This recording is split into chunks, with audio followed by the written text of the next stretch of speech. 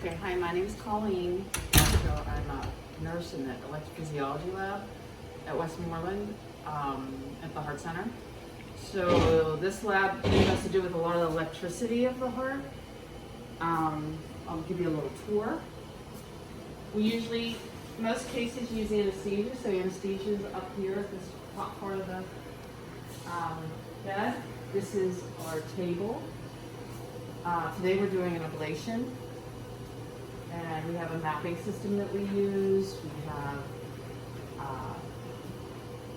EKGs that we use.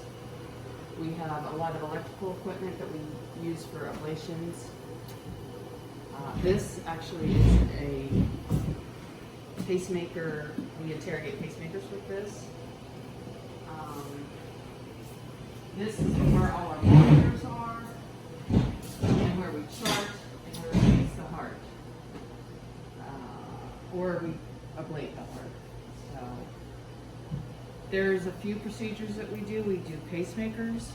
Well, we do EP studies, which that is when you go put catheters in the heart and we look at the electrical activity of the heart to see if they need an ablation or if they would have any arrhythmias or if they would need a pacemaker. So they go in through the vein and the groin, and we do that procedure. We also do pacemakers. If the EP study would show that they need a pacemaker, that their heart rate is too slow, they would get a pacemaker. If they could need a defibrillator, which that is when your heart goes into a life-threatening rhythm. We do ablations. People have different kinds of arrhythmias. Then we can get rid of those arrhythmias by putting a catheter in the heart and burning the area of the heart that is causing the problem.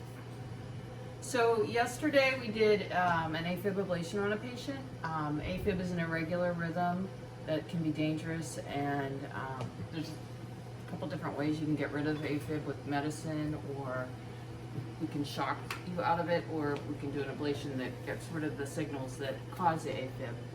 And yesterday we actually shocked this patient that was in AFib, as you can see here, that's a really irregular rhythm.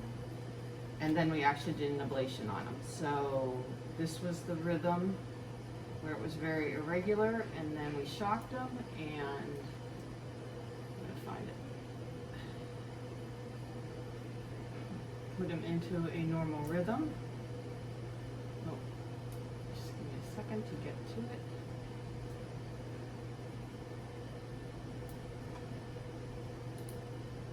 And this is a normal rhythm where it's regular and has a regular rhythm. So that is one of the procedures that we use. To find that problem area, we use this mapping system here, which usually somebody from the company comes in, which is an interesting job, and they help us find the problem and help us figure out where to burn and where to freeze to get rid of the problem. Another one of the procedures that we do are pacemaker implantations and defibrillator implantations. They're more like an operating room procedure where the doctor will everything will be sterile, but the doctor makes a pocket in this part of the chest. He'll get access into a vein, and he puts a lead into the heart, and eventually attaches it to either a pacemaker or a defibrillator, which look like this. There's different kinds, so different companies and different kinds. And then they will either shock the heart if it needs it, or they will pace if your heart rate gets too slow. And this will go under the skin, and then he closes that up, sutures it, and puts some glue on it.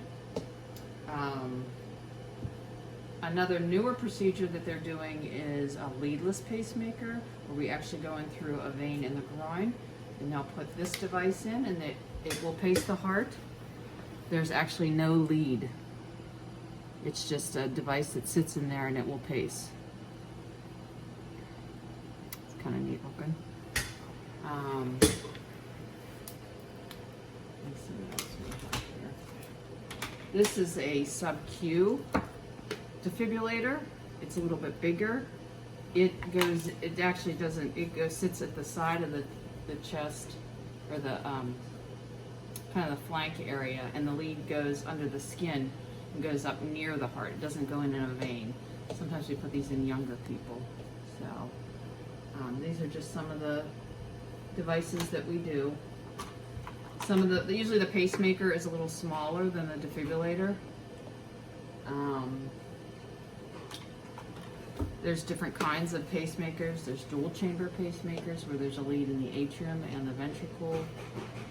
There's actually, sometimes we put in 3 leads. They'll put a lead in the atrium, and then a lead in the right ventricle, and a lead in the left ventricle. So just depends on what you need. So once you get a pacemaker or defibrillator, we have to check it, and there's different ways to check on it. You usually get a monitor at home that they can send information to our pacemaker clinic, but also there is this machine that interrogates the pacemaker or defibrillator. So we put this on where the pacemaker or defibrillator is, and then the information will go on the screen, and we can check. We check thresholds, we check impedance, we check sensing to make sure everything is working okay with the pacemaker and the leads.